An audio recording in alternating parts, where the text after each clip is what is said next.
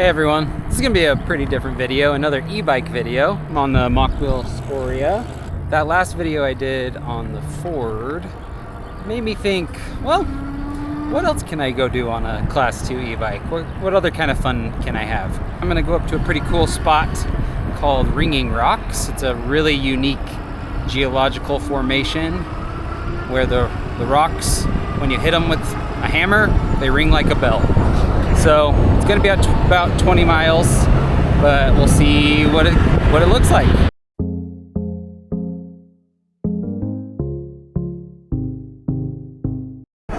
So this is about all the pavement I'm going to get. It's been about a mile. I charged this all the way. I've been really impressed with the Scoria's battery life. So even though this is going to be about 20 miles and should be around 2,000 feet of climbing, I'm not too worried about the battery actually. Although we'll see, some of these steep hills are going to be a challenge. Here's our first one right here. Just got to get up on this bench. Woo-hoo.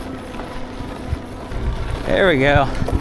Probably should have let some air out of these tires. The ride's pretty harsh because I'm pretty sure they're extremely overinflated despite being fat tires. I kind of wish they had spec'd a taller seat post on this. I'm guessing they wanted it to be able to insert all the way before it bottomed out. But if you're over 5'9", 5'8", you're not going to be able to sit super comfortably. I can still pedal decently well, but my knees are definitely kind of still up there. Front fork takes the edge off. It's a very, very simple spring fork. It's not blown though, which is kind of surprising, honestly. I love these little fat tires. They're really nice when you get into dirt roads and things, and where it's just a little more unpredictable or sandy. Even having this really smooth tread, they just still float and grip better than a skinnier tire. Yeah, I really should let some air out of these tires. I'm getting kind of rocked on some of this. Kind of cool. I'm just using the throttle and I'm kind of pinned at 20 and you can feel it cut out, but that just shows you this is a pretty well powered bike. One thing I find myself doing a lot is I just constantly hold the throttle, and then as I feel it slow down or I hit the limit, I just pedal slowly, and or not slowly, but I pedal just not super hard, and it'll kick the speed up. It seems to be different though. If I let go of the throttle, it cuts back down. But if you hold both, it's like it multiplies and says, okay, you want to be going at least 20. I got this nice rack on the back, this big one. I should have brought lunch or something. All right, so here's our turn. Go left. This is where it gets a little less traveled. Heads up and over to this ridge. And then we'll drop down the ridge.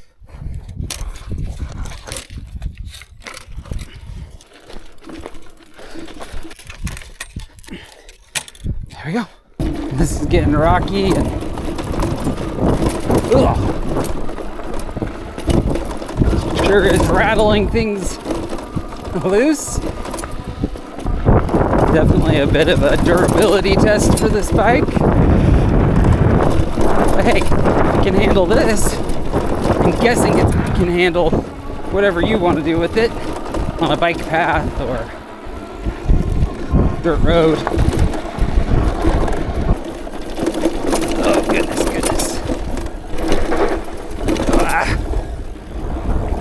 This is steep. Brakes are actually really good on this bike. They're not 4-piston, but I don't know why they work so well.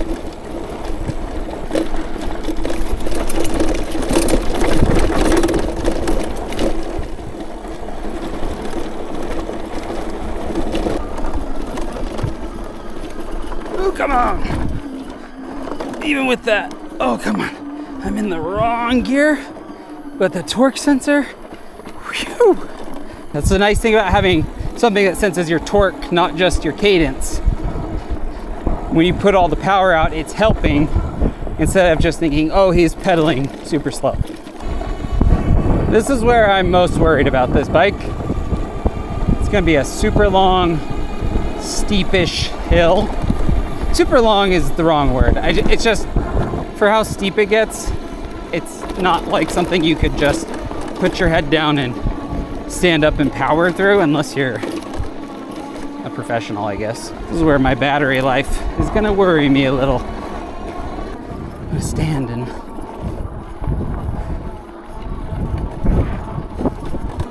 whew. I am breathing hard right now. Honestly though, it's still amazing just the sheer speed you can still take hills like that. I think a lot of people think with an e-bike you don't do any work. You definitely do.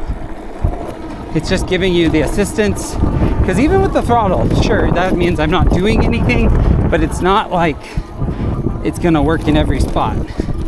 So e-bikes just take you farther, faster, but if you're pedaling, you're still getting a workout in. And depending on where you're riding, you're gonna be pedaling. Okay, this next climb is the one I'm really dreading. I'm worried I'm gonna have to do some pushing. Come on!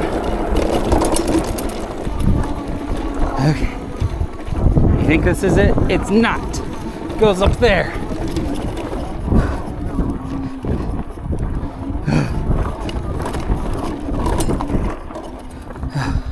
Losing the back tire over some of this stuff.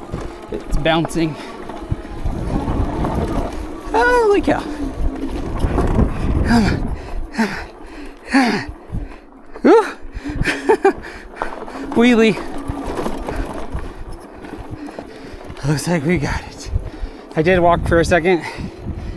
The nice thing is, as long as your battery's not dead, you can use the throttle and let it kind of push itself. You're just making sure it doesn't fall over, and steering obviously, but you don't really have to push.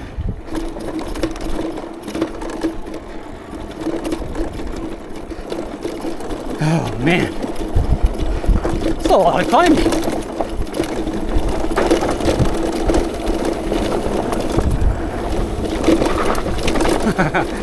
Back end is sliding everywhere, nice and loose. This is the last little bit.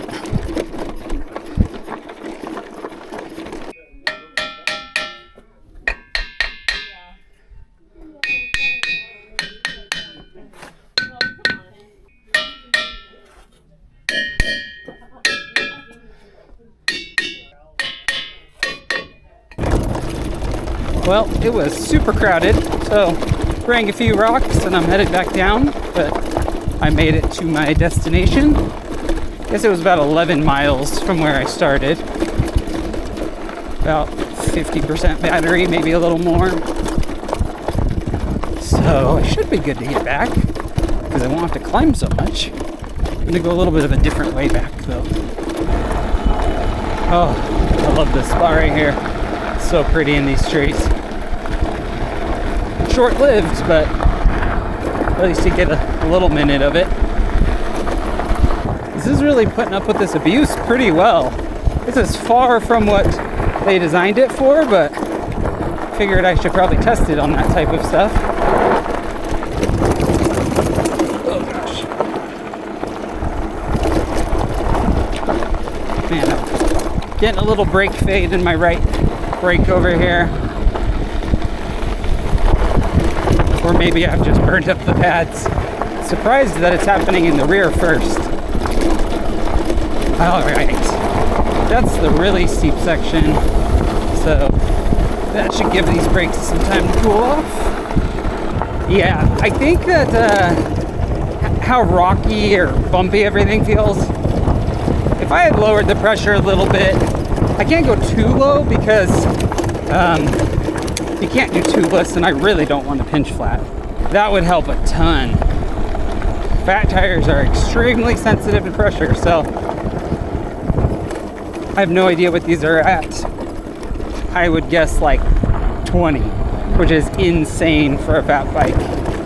Never run fat tires at that pressure. Most of the time you're in the single digits. Actually, pretty much all the time you're in the single digits. Kind of funny, I've passed 3 cars on the way down because I can just go so much faster. Don't think I would have passed them on the way up. Maybe though. So I'm able to get up to almost the max you can pedal on this.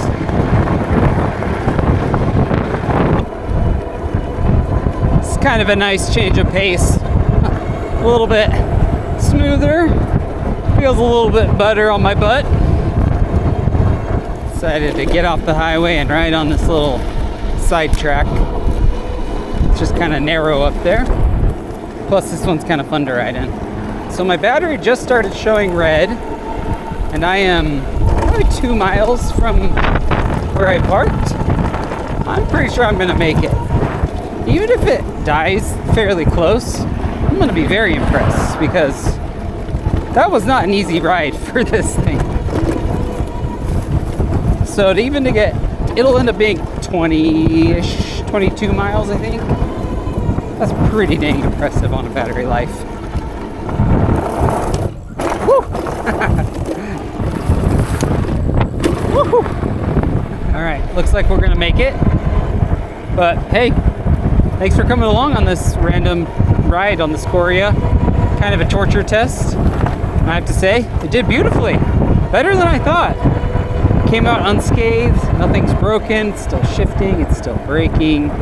I just need to go charge the battery now. So, well done, Mokwheel.